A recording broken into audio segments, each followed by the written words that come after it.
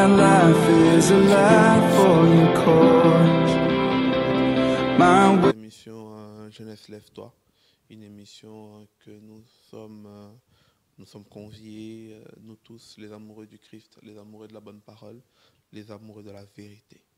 Et je pense que ceux qui nous aiment, ceux qui nous suivent, ceux qui prennent le temps de décortiquer des émissions avec nous, ils savent que nous sommes les amoureux de la vérité. Et parfois c'est vrai qu'il y a certaines personnes qui n'ont pas la langue dans leur poche, comme on dit. Mais ils ont vraiment un but surtout pour pouvoir vous édifier, pour pouvoir nous édifier. Parce que nous sommes là pour s'édifier ensemble. Aujourd'hui, nous avons ramené encore une histoire, un thème, une vérité que nous aimerons partager avec vous. C'est pour dire juste la bonne chose, c'est pour dire encore la vérité, c'est pour juste préparer encore une fois la position et aussi notre posture par rapport à Christ. Voilà pourquoi aujourd'hui nous voulons parler de quelque chose d'assez important. Nous voulons un peu quitter le monde de l'aveuglement. Nous voulons un peu comprendre qu'est-ce qui se passe aujourd'hui, pourquoi aujourd'hui nous autres chrétiens nous sommes encore aveuglés. Et voilà pourquoi Paul écrira dans le livre des Galates, à un moment donné, il regarde des chrétiens, il dit, mais ô chrétiens, qui vous a ensorcelé, vous que vous avez commencé en esprit, vous terminez dans la chair. Pourquoi? Aujourd'hui, il y a plein de choses qui se passent au milieu de nous, les chrétiens. On a l'impression que c'est normal, mais que ce n'est pas normal. C'est juste que nous avons quitté la dimension spirituelle et nous sommes en train d'œuvrer dans la dimension charnelle, sans se rendre compte. Nous nous comportons comme des personnes de cette terre. On oublie que nous sommes censés être des personnes spirituelles. Et lorsqu'on ne se rend pas compte que nous avons quitté cette dimension spirituelle, nous sommes en train d'œuvrer, se comporter, agir d'une manière charnelle, en fait, nous sommes purement, simplement dans l'aveuglement. Voilà pourquoi nous sommes là. Mais nous venons encore une fois de plus pour pouvoir parler de cela avec un bien-aimé que vous connaissez. Je pense que on peut pas, l'année ne passe pas sans qu'il passe dans cette émission. C'est un des jeunes frères que j'aime beaucoup, que j'apprécie énormément et qu'il se bat corps et âme pour craindre Dieu. Bonsoir mon frère. Bonsoir frère John. Comment tu vas? Ça va très bien par la grâce, et toi? Ça va, Dieu fait grâce. En tout cas, nous sommes venus parler des choses vraiment assez importantes, qui est le thème que Dieu illumine les yeux de nos cœurs, afin que nous puissions sortir de l'aveuglement. Mais c'est un thème que j'aimerais que tu nous amènes juste dans la prière pendant quelques instants, avant que nous puissions vraiment décortiquer ça ensemble. Ok, on va incliner nos têtes. Seigneur, tendre Père, nous te rendons grâce, nous te célébrons. Papa, tu es le maître des temps et des circonstances. Tu as dit en toutes circonstances, rendez grâce à Dieu. Seigneur, nous venons te rendre grâce pour cette occasion que tu as permis encore que nous puissions nous trouver dans ce plateau. Seigneur, nous ne venons pas nous montrer que nous connaissons la parole, nous ne venons pas nous faire voir. Mais Seigneur, Père de gloire, nous aimons, Seigneur, que nous puissions nous aider afin, Seigneur, Père de gloire, de comprendre le temps dans lequel nous sommes, parce que tu es si près de retourner vers nous, Seigneur Dieu de gloire. Et mais pour cela, nous devons être préparés. C'est pour cela que nous te laissons cette émission entre tes saintes mains, que tu puisses être avec nous, que ton Esprit Saint, Père, puisse nous communiquer encore des choses, peut-être les choses que nous n'avons pas préparées, peut-être les choses auxquelles nous ne pensions pas, mais que ton Esprit Saint puisse, ô Dieu, nous communiquer, Seigneur, les choses que tu voudrais qu'on dise au sein de cette émission. Et encore en toutes choses, que ta volonté soit faite. Au nom de Jésus-Christ. Amen. Amen, amen, amen. Voilà. Définition d'abord les mots. Dieu va nous conduire. D'abord, pourquoi? Je commence d'abord pour ça. Pourquoi Dieu t'a inspiré que tu dois parler de l'illumination des yeux pour que nous quittions l'aveuglement? Qu'est-ce qui s'est passé d'abord? Avant de défier, mais comment cette pensée est venue sur ton cœur, se poser sur ton cœur avant que tu puisses répondre à mes questions? Je rends grâce à Dieu parce que, vous savez, il y a déjà longtemps que j'étais en train d'être enseigné par cela. Et au fur et à mesure que je partais à l'église et que j'étais enseigné au travers des messages pareils, cela a fait un travail magnifique dans ma vie. Et ça, c'est toujours en train de continuer à faire un travail magnifique. Je me suis dit, j'ai pris le temps quand même de travailler sur cela. J'ai fait la chose vraiment qui bloque beaucoup les chrétiens aujourd'hui, c'est l'aveuglement. C'est le manque d'illumination. Parce qu'il y a une chose que mon père me dit souvent, nous ne sommes pas éternels sur la terre. Nous avons un objectif à accomplir et quand on l'a accompli, nous devons partir. Parce que lorsque nous voyons Christ, Christ, lorsqu'il est venu sur la terre, il est venu avec un seul objectif. Et cet objectif, il l'a accompli en 3 ans. Donc, c'est-à-dire qu'il avait cet objectif de faire cela et puis de partir. Mais ce qui nous trompe aujourd'hui, nous sommes aveuglés. Pourquoi? Parce que nous ne connaissons pas l'objectif auquel nous avons été appelés sur la terre. C'est pour cela qu'aujourd'hui, jusqu'à présent, nous marchons, nous faisons des choses des fois hors de notre objectif. Et c'est ça qui fait que nous sommes bloqués. Donc, par la grâce de Dieu, Dieu m'a inspiré de parler sur l'illumination. L'illumination est importante, surtout pour cette saison dans laquelle nous sommes. Amen. Maintenant, aujourd'hui, d'abord, c'est quoi l'aveuglement spirituel? L'aveuglement spirituel, je vais juste dire par rapport à un texte. Lorsque nous lisons dans Nombre 22, du verset 23 jusqu'au verset 29. Et là, frère, attends.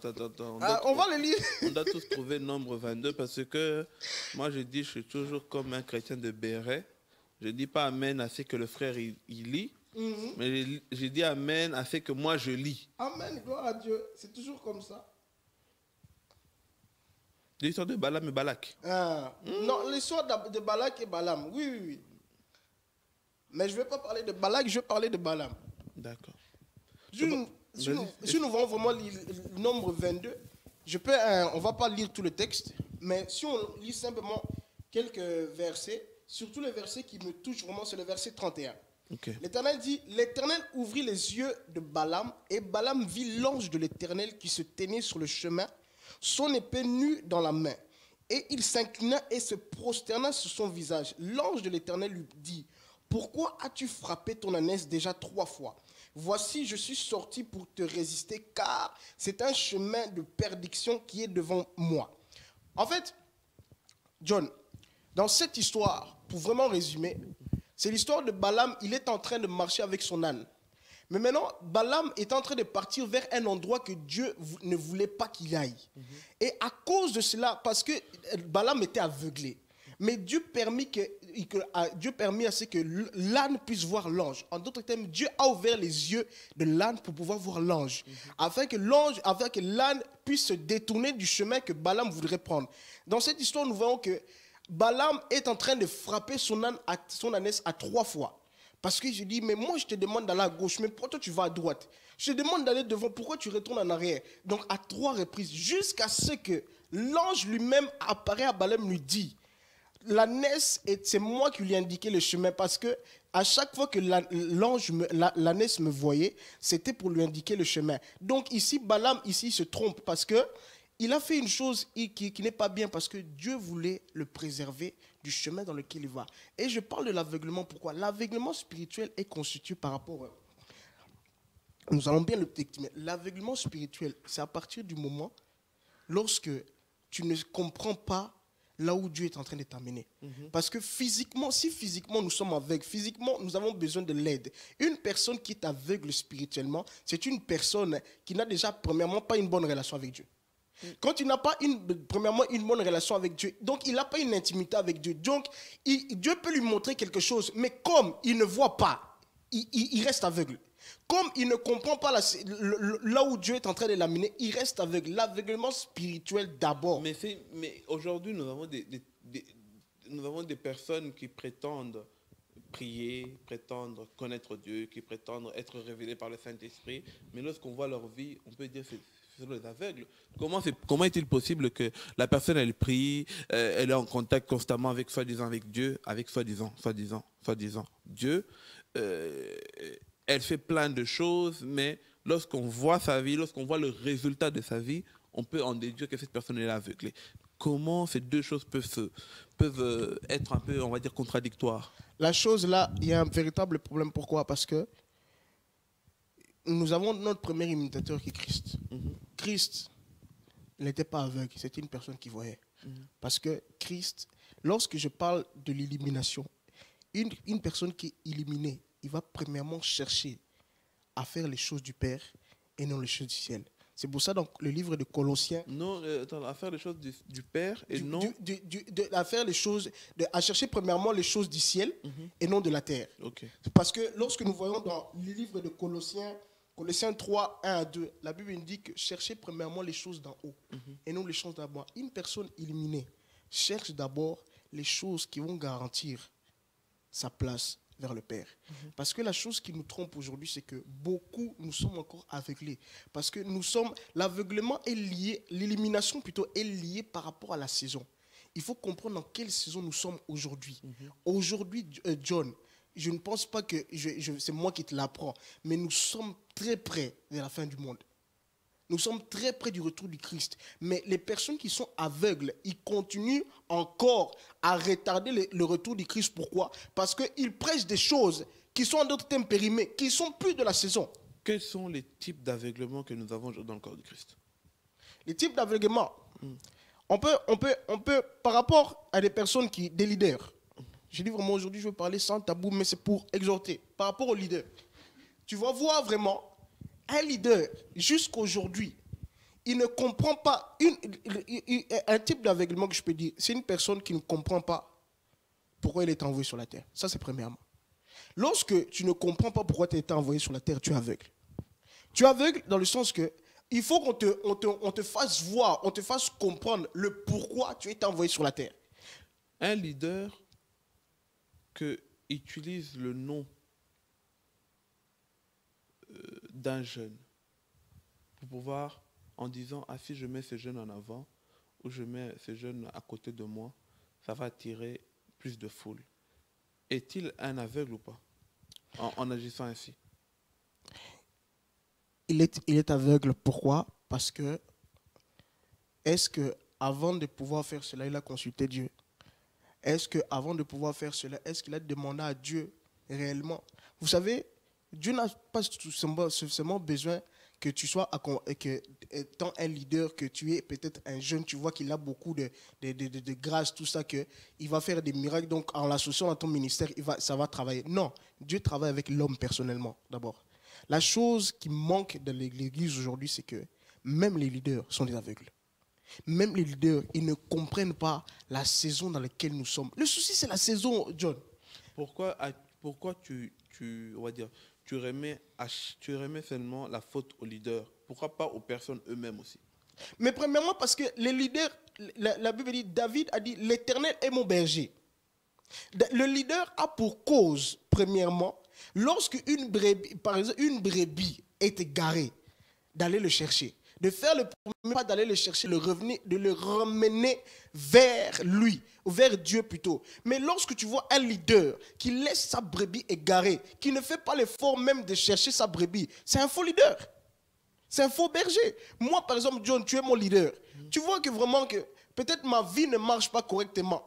Ma vie, il faut d'abord se poser pourquoi ma vie ne marche pas correctement. Pourquoi lorsque je viens à l'église, les enseignements que tu me donnes, ça ne produit rien? Pourquoi? Parce que si toi-même tu es aveugle, comment un aveugle va diriger un aveugle? Telle est la question. Comment un aveugle va diriger un aveugle? Parce que déjà l'aveugle il ne voit pas. Mais maintenant, avec quelle autorité, avec quelle audace, avec quel courage et avec quelles idées il pourra diriger un aveugle? Mais nous prétendons être des chrétiens affranchis.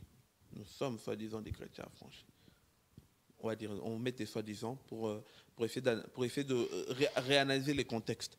Nous sommes soi-disant les chrétiens affranchis, mais comment nous vivons encore dans l'aveuglement?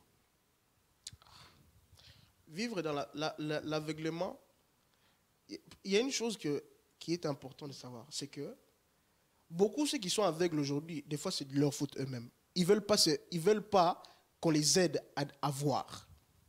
Et quand tu ne veux pas qu'on t'aide à pouvoir voir, John, mais non, le problème, c'est toi. Parce que en Christ, nous avons été affranchis. Donc, étant affranchi, tu dois avoir cette possibilité aussi de pouvoir faire l'effort, de pouvoir voir afin d'avancer dans ta vie spirituelle avec Dieu. Mais beaucoup aujourd'hui, ils ne veulent pas qu'on les aide à pouvoir voir. C'est un souci. C'est pour ça qu'aujourd'hui, que le corps de Christ est en train de tourner en rond. De tourner en rond. On s'attarde sur des choses qui ne produiront strictement rien. Au lieu de s'attarder à des choses qui peuvent produire pour notre futur de demain. Parce qu'il y a une chose qu'on oublie, on n'est pas éternel sur la terre. On a un lieu que Christ a dit, je dois m'en aller vous préparer un lieu. Donc Dieu nous a préparé un lieu là dans le ciel où nous allons vivre éternellement avec lui.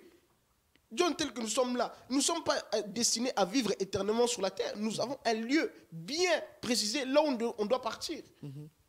Voilà. Que Dieu nous aide. Que Dieu nous aide. C'est vrai que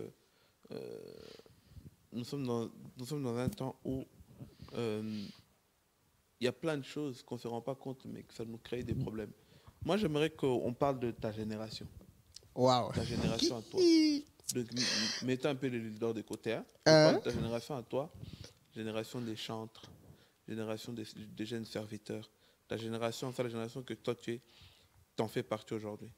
Aujourd'hui, tu es dans une génération où on a accepté Jésus aujourd'hui, demain on va directement prêcher. On a accepté Jésus aujourd'hui, demain on veut directement chanter. On a accepté Seigneur aujourd'hui, on veut directement avoir un ministère. Une génération qui court derrière le succès, une génération qui court derrière la gloire, une génération qui court derrière les organisations, des campagnes, des conférences, ceci, cela. Pourquoi? C'est dû à quoi ça? Où sont les chrétiens? Comme la Bible nous a dit, vous acceptez le Seigneur, asseyez-vous d'abord pour apprendre. Aujourd'hui, tout le monde connaît. Personne ne veut encore être apprenti. Pourquoi? Gloire à Dieu. Il y a un souci aujourd'hui, surtout dans notre génération, dans ma génération plutôt, surtout parmi les jeunes. Je pensais que c'était une blague, mais c'est vraiment une réalité qui frappe aux yeux. C'est que lorsque, comme tu dis, parce qu'on va aller dans les Écritures, Josué, pour qu'il puisse prendre le rôle le bâton de Moïse, il a dû attendre que Moïse meure. Tu vois? Josué a attendu la mort de Moïse pour qu'il puisse prendre le bâton des commandements. Il y a une chose qui est encore fort avec ma génération. Nous manquons de patience. C'est ce que, comme j'avais dit le 2 septembre, nous ne sommes pas encore morts en nous-mêmes. Nous n'avons pas encore été bâtis. Dans le souci dans notre génération d'aujourd'hui, c'est que nous voulons nous exposer trop vite. Et nous sommes en manque d'une personne qui nous encadre. Malgré que Dieu nous encadre, avoir un ministère, ce n'est pas mauvais. Ce n'est pas mauvais. Mais il faut aussi être prêt. Parce que si Dieu ne te libère pas pour pouvoir mettre en pratique ton ministère, tu vas partir de toi-même, tu vas faire des dégâts. Le souci avec notre génération d'aujourd'hui, nous sommes très pressés de pouvoir faire des pas. Nous pouvons connaître la Bible, c'est bien. Nous pouvons connaître tous les thèmes du monde. Oh, la tête de qui? Oh, le pied. Tous les thèmes que tu veux prêcher, tu peux les prêcher. Mais il faut avoir une formation. Christ, j'aime toujours prendre cet exemple. Christ a commencé son ministère à 30 ans. Donc, de l'âge de 12 ans, là où il était avec les vieux, il était en train d'être enseigné là, jusqu'à ce qu'il arrive de 30 ans. Faisons les calculs. Il a attendu longtemps avant de pouvoir mettre son ministère. Christ a attendu très longtemps. Et en plus, il a attendu d'être baptisé. Christ n'a pas commencé son ministère sans le baptême. Il a attendu d'être baptisé, de recevoir la puissance de l'Esprit.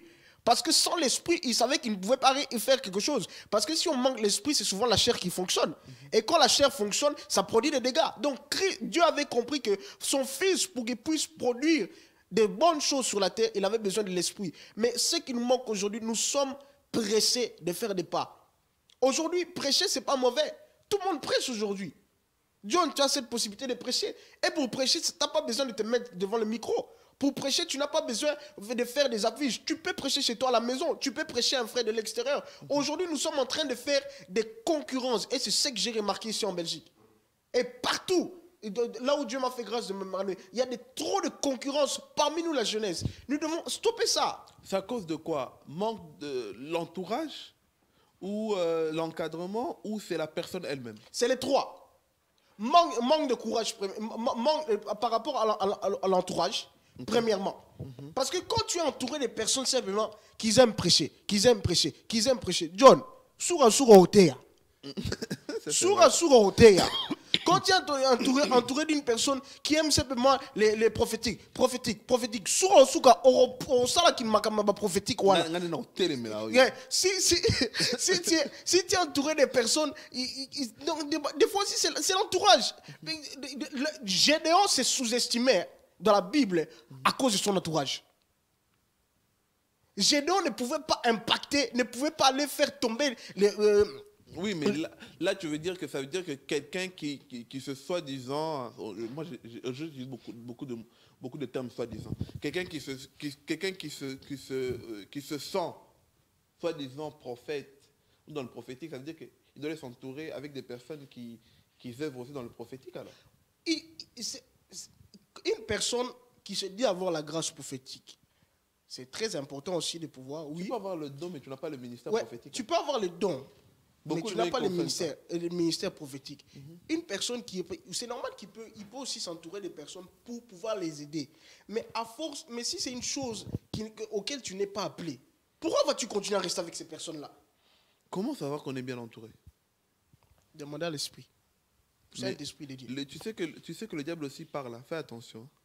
Beaucoup de gens, le diable leur parle, ils ne savent pas. La chose, mais voilà, c'est parce que premièrement, une personne qui n'est pas encore morte en lui-même, ça je dois insister. La mort en soi, c'est dépendre de Dieu totalement. Toi, tu te dis que tu as une bonne relation avec Dieu. Il y a certaines choses simples que Dieu te demande de faire, tu ne le fais pas. Mais maintenant, les grandes choses qu'il va te demander de faire, on s'en rend. Parce que tu manques d'encadrement. Une personne qui est morte en soi, en d'autres termes, il ne connaît rien. Donc, une personne qui meurt en lui, il ne connaît rien. C'est-à-dire qu'il va l'apprendre. Christ lui-même, il était Dieu sur la terre. Mais il est parti apprendre auprès des sages, auprès des grands. Parce qu'il y a certaines choses que, malgré que Dieu lui parlait aussi, mais il devait apprendre. Parce qu'aujourd'hui, sur la terre, Dieu nous parle au travers des hommes. Dieu agit au travers des hommes. Si tu ne veux pas être enseigné, mais Timothée a été enseigné par Paul. Timothée, lorsque Paul a pris Timothée était déjà en train de diriger. Timothée était déjà en train de prêcher. Mais il a accepté d'enlever sa gloire là. En fait, le souci aujourd'hui, nous n'acceptons pas d'enlever notre gloire. Donc, tellement que nous avons tellement de gloire, nous verrons que, et si tu as commis, non, au comité, parce que sur la terre, j'aime bien, parce que Hervé le dit toujours, non, sur la terre ici, jusqu'à présent, il n'y a personne encore qui est arrivé. Tant que Christ n'est pas encore revenu, personne encore est arrivé au bout. Donc, comme nous ne sommes pas encore arrivés, nous devons apprendre à rentrer en nous-mêmes, d'accepter, même de pouvoir perdre tes richesses là que tu avais avant, même de pouvoir perdre ta gloire que tu avais avant pour être enseigné par Christ. Est-ce que tout appel quelconque, tout appel ministériel ou appel dans un service ou un service dans l'œuvre de Dieu, doivent te conduire automatiquement à réaliser des grandes choses dans le corps de Christ? Est-ce qu'il n'y a pas un appel qui te demande de rester aussi dans le secret? Ou tous les appels faussement réaliser des grandes choses comme Emma, comme un tel? Il y a une chose que j'aime beaucoup, et j'avais vu chez un homme de Dieu en Afrique. Il avait mis un post sur Facebook. Il a écrit les zéros dans l'ombre. Et je me suis dit, quand j'ai vu la photo, je voyais des caméramens. Je voyais des personnes qui étaient sous les caméras. Eux aussi, ils ont un appel. Hein. Un appel, ce n'est pas forcément que tu sois un prophète, que tu sois apôtre, que tu sois docteur ou quoi que ce soit. Un appel, c'est être appelé, c'est d'être au service de Dieu. Tu peux être au service de Dieu dans plusieurs choses. Nous ne sommes pas, tels que nous sommes là, nous ne sommes pas tous appelés à remplir les stades. Il y a une chose qu'il faut nous mettre dans la tête. Nous ne sommes pas tous appelés à être prophètes. Nous sommes aussi, des fois, j'aime bien être un simple mondimisso aussi bien. Parce que tu es au service de Dieu, mais tu ne te fais pas remarquer. C'est à cause de vous, les gens qui vous portent. Aujourd'hui, en fait, nous voulons la chose que je vais te donner un exemple. À l'époque, moi, je pensais que tous les pasteurs, c'était les personnes qui s'habillaient en costume. J'avais comme l'impression que tous les pasteurs, c'est les personnes qui s'habillent en costume. Mais on m'a révélé, on m'a fait, mais non, Il y a aussi, un pasteur peut aussi s'habiller en jeans, en pantalon. Donc, en fait, c'est la chose, l'image qu'on nous a mis dans la tête que tout appel, ça veut dire qu'une personne qui est exposée devant la chair, une personne qui doit forcément se faire voir. Non, tu peux être appelé à faire quelque chose, mais dans le secret. Les personnes qui intercèdent, est-ce que tout le monde a ban? Tout le monde a banté, mais une question par rapport à ça. Est-ce que nous sommes tous appelés, lors d'un événement, conférence, culte, quelconque, à réaliser un service? Faire tomber les gens, prier pour les gens, les mouchoirs comme vous avez. Est-ce qu'on est obligé de faire tout cela? On ne peut pas faire un culte sans on peut dire sensation, on va dire. Ça, c'est sans sensation, c'est pas possible. John, ça c'est ce qu'on appelle la religion. C'est-à-dire? Nous faisons les choses par habitude. Aujourd'hui, on fait les choses pas selon l'esprit, mais par habitude. Oh, parce que tel jour j'avais prêché, j'avais prié pour telle personne, elle a été guérie. Aujourd'hui aussi, je vais le faire. C'est pour ça que je dis que les personnes qui ne sont pas illuminées, ils ne peuvent pas comprendre la saison dans laquelle nous sommes. Ils ne peuvent pas comprendre là où Dieu est en train d'amener le peuple, là où Dieu voudrait amener le peuple aujourd'hui. Nous sommes passés au-dessus de cela. Nous devons vraiment passer notre tête au-dessus de ça. John, quand tu prêches, tu peux aussi prêcher sans faire un service, la personne est guérie. Tu peux prêcher sans même faire un appel, la personne est guérie. Bien aimé, John, ce n'est pas parce que tu imposes la main à quelqu'un que la personne est guérie. Hein. Ce n'est pas parce que tu jettes les mouchoirs, au bois que les mouchoirs sont longs, la personne voit. Non, c'est Dieu. Il faut savoir que nous sommes utilisés par Dieu. Donc ce n'est pas nous qui faisons. Parlons de mouchoirs, papa. Toi, tu utilises un mouchoir? Ouais. Ok. Pourquoi tu utilises les mouchoirs? Les mouchoirs là, je l'utilise, c'est pour quand je transpire, j'enlève les. Je peux prendre comme un papier, mais je prends souvent les mouchoirs parce que les papiers, ça devient. Mais comment ça se fait que vous arrivez à des points où certains ils disent que ces mouchoirs-là, vous devez les guérir avec des personnes, d'autres ils tiennent des mouchoirs et disent je ne peux pas m'en séparer de ces mouchoirs-là. Donc ta foi, c'est comment ça se répète dans le mouchoir ou ta démonstration, c'est selon le mouchoir? Il y a une chose, John, comme je dis. Dieu a dit, dans les derniers temps, vous verrez les faux et les vrais. Vous verrez les faux prophètes. Les faux prophètes, ce n'est pas seulement les gens qui ont le titre de prophète. Non, mais c'est toutes les personnes qui sont au service de Dieu. Vous allez le voir. John, pour guérir quelqu'un, est-ce que tu as besoin de mouchoirs? Non. Parce qu'en fait, les gens ont adopté un nouveau système qui n'est pas vrai. Qui n'est pas vrai, qui est vrai dans leur mentalité, mais qui n'est pas biblique.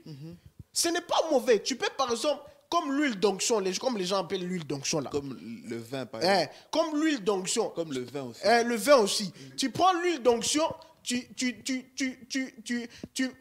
prends l'huile d'onction là. Dieu t'a inspiré aujourd'hui. Je dois prier avec l'huile d'onction. Mais lorsque ça devient chaque fois, ce n'est plus Dieu, c'est toi. Donc toi, tu trouves ça normal que quand quelqu'un il prend le vin, pour aller laver quelqu'un, tu trouves ça normal? John, ce truc, ce n'est pas biblique, c'est de la sorcellerie. Ok, on s'arrête là. John, tu vas provoquer. Ce truc, ce n'est pas biblique, c'est de la sorcellerie. Que Dieu me pardonne. Mais je dois dire la vérité.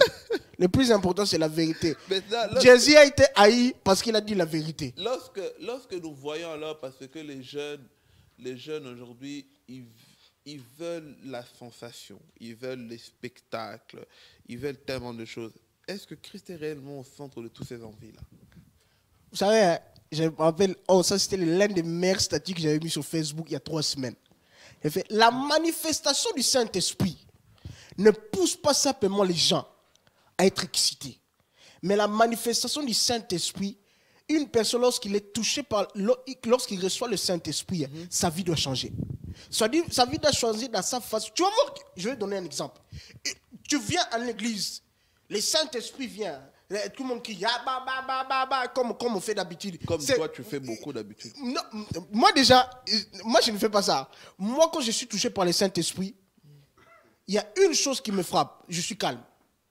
Parce que moi, je comprends pas. Je suis très calme. Il y a des personnes, ils arrivent à l'église, ils n'ont même pas encore à lever le manteau. En enlevant le manteau, directement, il y a bababa. Ah, papa, même si le Saint-Esprit, il t'aime beaucoup. Allez lever le manteau. Il y a une chose qu'on oublie, c'est que notre Dieu est un Dieu d'ordre. Ce n'est pas un Dieu de désordre. Et une fois que le désordre est là, le Saint-Esprit aussi n'est pas là. le Saint-Esprit n'habite pas dans le désordre. Le Saint-Esprit habite dans l'ordre. Une personne, c'est comme quelqu'un qui vient manger. C'est pas que tu viens des coups directement, tu n'as pas pris le temps d'enlever ton manteau, tu n'as pas pris le temps de te reposer un peu pour manger, que directement. Non. Tu vas prendre le temps de te laver tes mains, de te préparer à te mettre à table pour manger. C'est exactement aujourd'hui avec l'église aujourd'hui. Notre église aujourd'hui, il y a trop de désordre. Il n'y a plus de préparation. Il n'y a plus de préparation. Il n'y a même plus de sanctification. Des prières comme on avait encore autrefois, on te disait, avant de commencer, demande d'abord pardon pour te sanctifier. Aujourd'hui, tu vas voir une personne qui est remplie. Il vient d'être rempli du Saint-Esprit, soi-disant, à l'église. Il sort, il parle mal de son frère. Dis-moi, quel est l'esprit là? Quel est l'esprit là? Les sentiments, les sensations ont pris de la place dans l'église aujourd'hui. C'est ce qui fait que nous avons plus une église bâtie, mais nous avons une église remplie de religieux. Nous avons une église remplie de religieux. John, je suis fatigué. Pourquoi? Parce que moi, j'ai envie de retourner auprès du Père. Si ce n'est pas leur envie, mais moi, Emmanuel, Fangulungoma Kansoni, j'ai envie de retourner auprès du Père. Kansoni, là, il vient d'où? Ah, papa, Kansoni, ça vient du pays. Ça veut dire quoi? Ça veut dire n'aie pas honte de toi, sois fier de ce que tu es. Okay. C'est un nom, où tu n'es pas maman. En quelle langue ça? C'est je pense, les langues, Bamanyang. Parce que maman, elle est de ce côté-là. Comme ça, on sait parce que on fait attention. Moi et coach, on avait décidé, on ne va plus dire des choses sans être sûr. Non, ne t'inquiète pas. Moi, je suis vraiment correct que ce côté-là. Pourquoi le ministère prophétique est-il en pleine expansion dans ta génération? Hein? Pourquoi le ministère prophétique est-il en pleine expansion dans ta génération? Aujourd'hui, un jeune, peut-être sur 2 ou sur 3, qui sont appelés, surtout dans le milieu africain, il n'est que tendancieux dans le ministère prophétique. Ministère prophétique. Il n'y a plus de simples personnes qui ont un simple don, un don de prophétie. Non, tout le monde, la plupart, voilà, une bonne partie, ils sont vraiment tous appelés dans le ministère prophétique. Pourquoi? Voilà, qu'est-ce qui est attirant là-dedans? Est-ce que c'est vraiment quelque chose, ça vient de Dieu, tout le monde aller vers dans le même sens, ou qu'est-ce qui se passe? Il y a une chose, j'aime beaucoup cette question, frère. Je me pose, la question aussi, je me posais, pourquoi les gens aujourd'hui sont trop attirés vers les ministères prophétiques? J'ai pris le temps de réfléchir. Les gens pensent que les ministères et les dons, c'est deux choses les mêmes. C'est des choses différentes. Les gens, tu peux être pasteur, mais tu as le don de la prophétie. Hein. En plus, tout le monde est censé être prophétique. Non, est censé avoir le don. Voilà, est censé avoir le don parce que le mot prophétique, la connotation, elle devient péjorative. Mais oui, tout le monde est censé avoir le don prophétique. Pourquoi? Parce que lorsque tu n'as pas le don prophétique, ça veut dire que tu ne marches pas avec Dieu. Et une chose est simple. Avoir prophétique, c'est quoi? C'est voir. Être révélé. Être révélé. Je préfère être révélé. Oui, voilà. Prophétique, c'est voir. En fait, une personne qui est prophétique, c'est une personne aussi qui est illuminée. Parce qu'il est révélé des choses que d'autres peut-être ne comprennent pas. Mais si tu marches dans la vie normale et que tu n'as pas ce don, tu n'as pas ce don prophétique, ça veut dire que tu n'es pas une personne de Dieu. Est-ce que c'est parce que tu as vu Emmanuel va avoir un CDI demain, ça fait de toi un prophète? Non, déjà la prophétie, hein, ça concerne la Bible. La prophétie, ce n'est pas sur des choses terrestres, mais sur des choses célestes. Parce qu'une véritable prophétie ne vient pas simplement pour « Oh, je vois tel, aujourd'hui, tu seras béni. » Frère, nous sommes passés à côté de cela. Frère, je vois telle personne, « Oh, Dieu me voit. » C'est comme une prophétie qu'on m'avait donnée. Je pense que je vous avais raconté ça. On m'a donné, un jour, je suis arrivé dans une église. On m'a donné, frère, Dieu est en train de me faire montrer que la petite taille que tu as, c'est des démons qui ont endoctriné ta taille. C'est pour cela que tu es petit. Donc, lève tes mains, je vais prier pour toi. Je suis sorti de cela avec mon père, avec les larmes aux yeux. Mon père m'a dit, oh, l'église est morte. C'est quel genre de prophétie qu'on peut te donner? La prophétie aide une personne à se réajuster par rapport à sa vie. C'est qui ces prophètes-là? Ah, papa.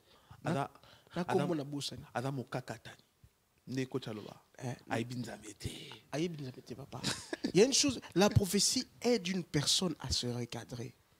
La prophétie ne vient pas pour bénir. Mais on m'avait dit que toi, dans le passé, tu aimais beaucoup côté ouais, tu aimais beaucoup qu'on prophétise pour toi. Quel est ce changement ici tu changes aujourd'hui? On remonte le prophète. Expliquez les changements. D'où vient ce changement là? Les changements viennent parce que Dieu m'a fait grâce d'être dans un environnement où on m'a ouvert les yeux. Ah, avant tu étais aveuglé aussi. Hein? Avant, moi j'étais dans l'aveuglement, frère. Avec tous les... Moi, j'étais en train de soutenir même les personnes. C'est pour ça qu'un jour, j'avais écrit, j'ai fait, toute personne qui sert Dieu ne mérite pas d'être soutenue.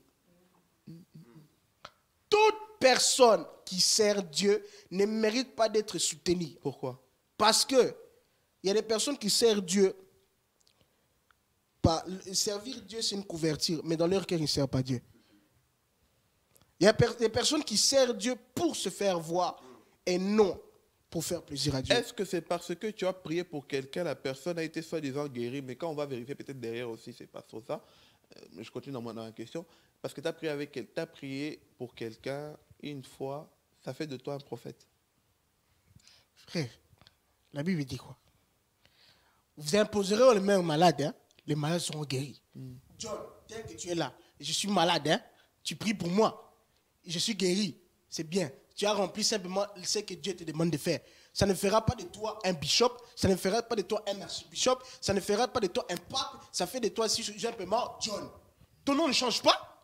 Mais les gens aujourd'hui pensent que parce qu'ils ont guéri une personne, ils sont devenus des stars. Frère, avec Dieu, il n'y a pas de stars. Hein. La Bible dit, hein, Dieu fait grâce aux humbles, il résiste aux orgueilleux. Amen. On va s'arrêter là. C'est une bonne chose.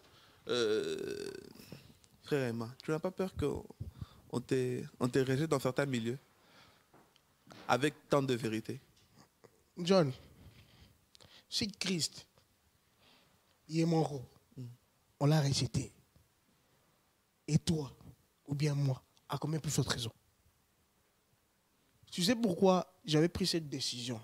J'avais dit à mon père, j'avais même dit à Dieu pendant que j'ai prié, je fais Seigneur, je suis prêt à perdre tout, mais sauf toi. C'est pour ça que tu as perdu beaucoup d'amis? Certains amis ne sont plus avec moi. Pourquoi? Parce que la vérité, parce que certains amis ne sont plus avec moi à cause de la vérité que je fais sortir. John, lorsque tu regardes mes statuts sur Facebook, je ne blague pas. Il paraît que dans votre milieu, l'initiation commence à être normale. On vous initie à faire des choses. On t'a pas initié par hasard? Qui initie? On initie dans la voyance, on vous initie dans le prophétique, on vous initie dans les...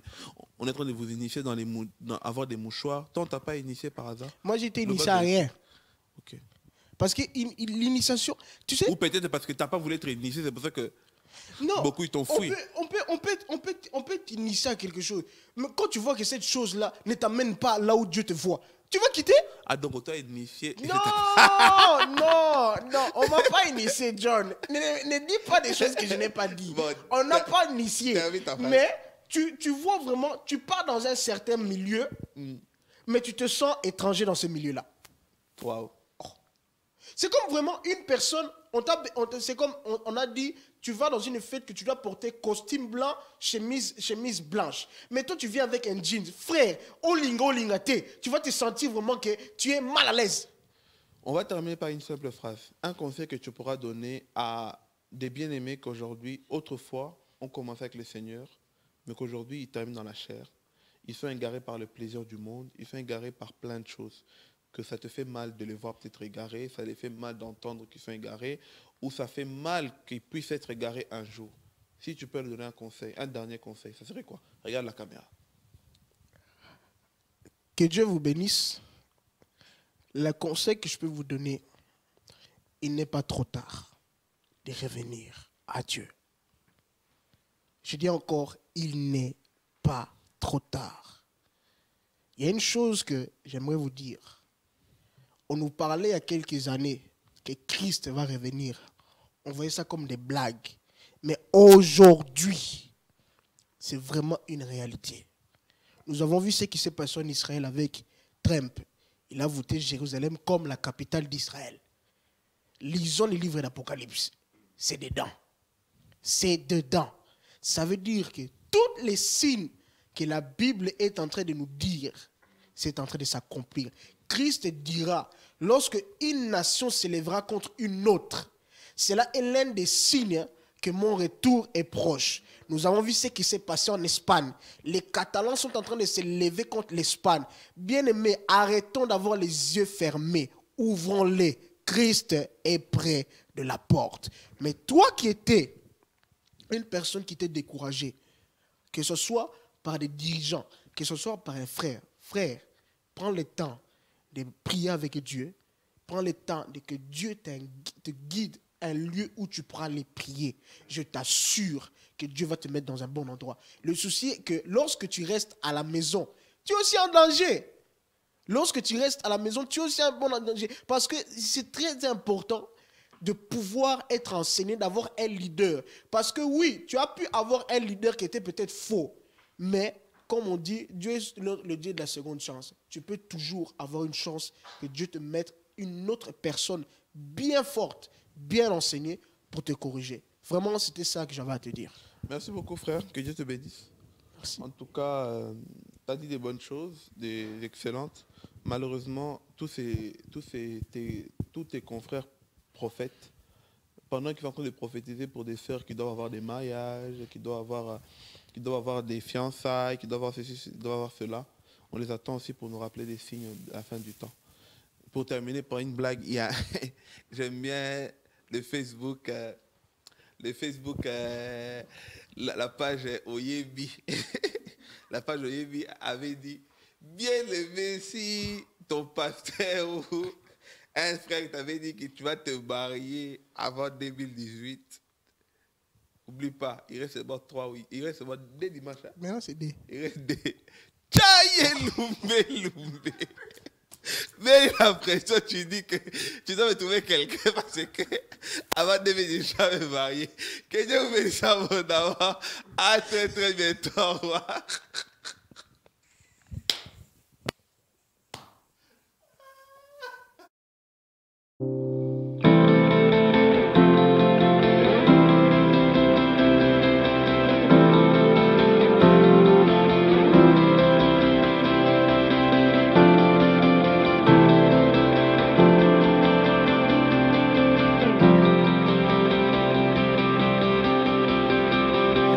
My life is a life for your cause.